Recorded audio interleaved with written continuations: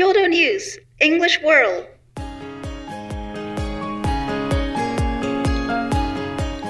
皆さんこんにちは。こちらは共同通信英文記者のポッドキャストです。英文記者は国内外で起きている出来事について取材してオリジナルの英文記事を発信したり、日本語のニュースを英語に翻訳したりしています。共同通信の英語の記事をテーマにいろんな国から集まる仲間たちと英語と日本語を交えていろいろディスカッションしていけたらと思っています。今日は2人の記者と1人のコピーエディターでお届けします。私は堀内純子と申します。2009年に共同通信に入社しました。2年ほど松江支局で日本語の方の部署で日本語の記事を書く記者もしていました。よろしくお願いします。Hi. So my name's Tom. I've been at Kyodo for just over a year and a bit now, and I'm on the copy desk. I'm from the UK, and before I joined Kyodo, I was studying at university here in Japan. Hi, my name is Donikin. I joined Kyodo about 5 years ago, and I'm from Australia. 今日は天皇皇后両陛下が英国を公式訪問したという記事について取り上げたいと思っています。帰国の際の記事なんですが、どうにか読んでもらってもいいでしょうか。 Japan's Emperor Empress express thanks for state visit to Britain. Japan's Emperor Naruhito and Empress Masako thanked the British government and King Charles in a statement on Saturday for hosting them during their week-long visit, expressing hopes for deeper ties between the two nations.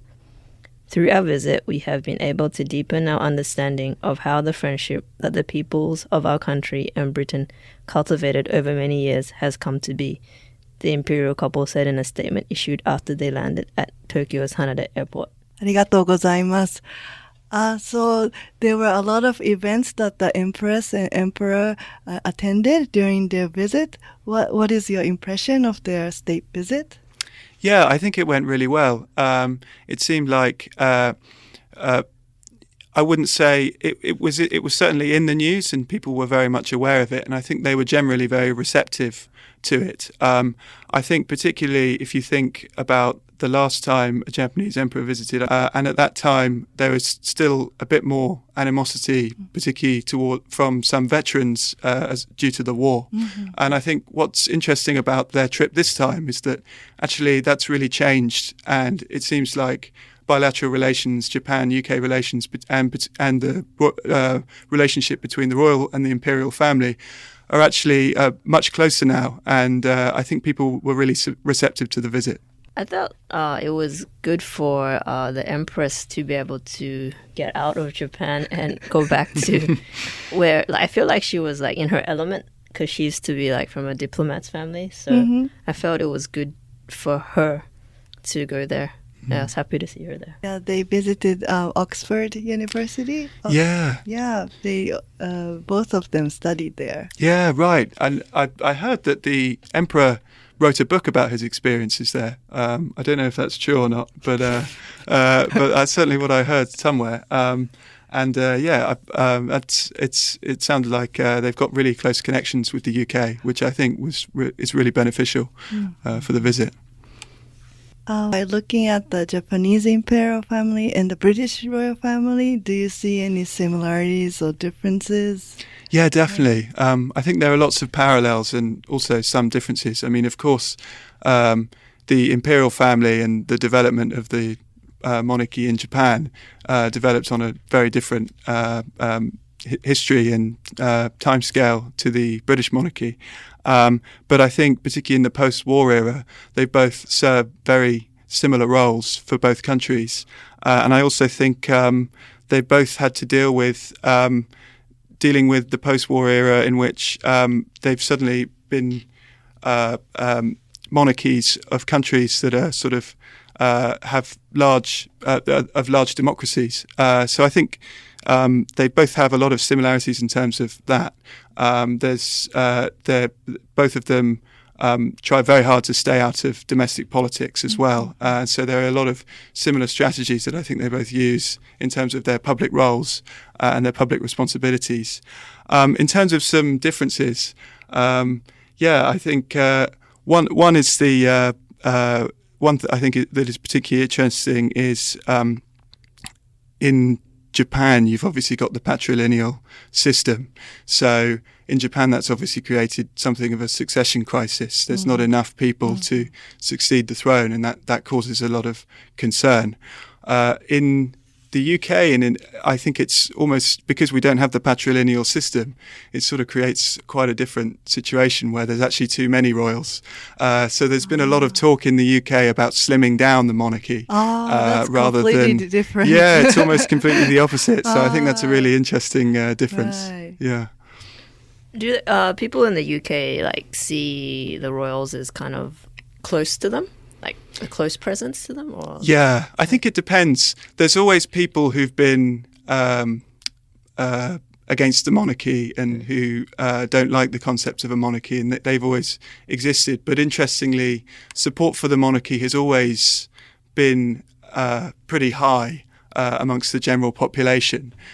So you get a huge range of opinions, and some people are really not such big fans of them at all, and sort of see it as a waste of public money and all the rest of it, and would rather we became a republic. But they on the whole remain pretty popular in the UK, I would say. Yeah. How about the imperial family in Japan? That's, I think, very similar in Japan. They were distant from the public, but recently they started social media, Instagram. Right. Yeah. I think, and they have attracted a lot of followers. Yeah. So the communication method by the imperial family is changing. That's really interesting. The British royal family's Instagram seems a little more informal, and at the moment the imperial families seems slightly more formal, but I wonder whether that will begin to change over time. But in the UK, you can just call your royalty by name? Yeah, I would say so. If people are sort of having a chat about the royal family, and people know that that's the conversation that you're going to be having, on the whole, people will just start saying Charles and Kate and William, and that's actually something you see in the tabloid press as well. If you even in news stories. Yeah. It can be for certain tabloid press rather than maybe more official newspapers, but it's certainly something you see. Yeah. So, as copy editor, did you notice some difficulties in editing our stories? Because in our stories, we would never say. We were never referred to Empress or Emperor in their first name. We would always use Empress, Emperor for the second reference. All these, we try to be polite in our stories. Yeah, absolutely. I think it's a really interesting point, actually, because as you say, in Japan, the culture here is to when using language, is to be very, very respectful towards the imperial family.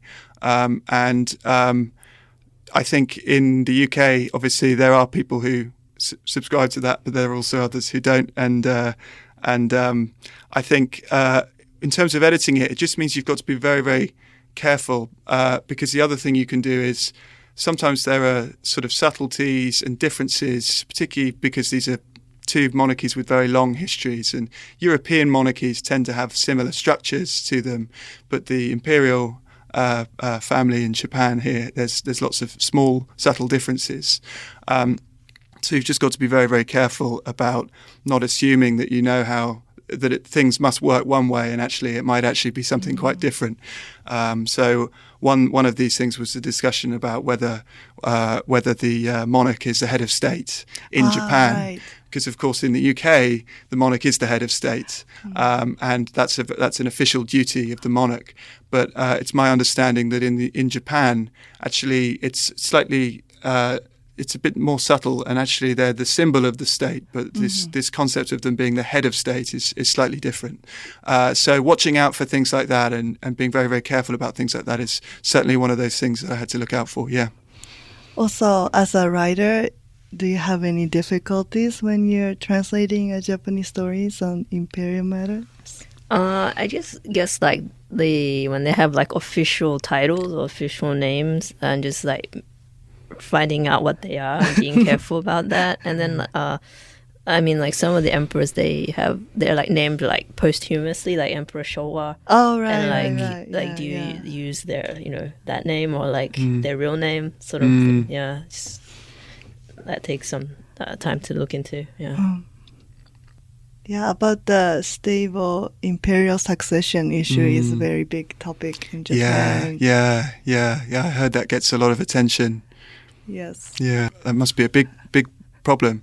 Whilst we have sort of the opposite situation in the UK, where there's people like Prince Harry who has now left his official duties, but he's sort of going around doing podcasts and Netflix series. So sort of a slightly different issue. ありがとうございました。そろそろ終わりの時間がやってきました。共同通信では共同ニュースプラスというサイトで日本や世界で起きた出来事について英語のニュースを発信しています。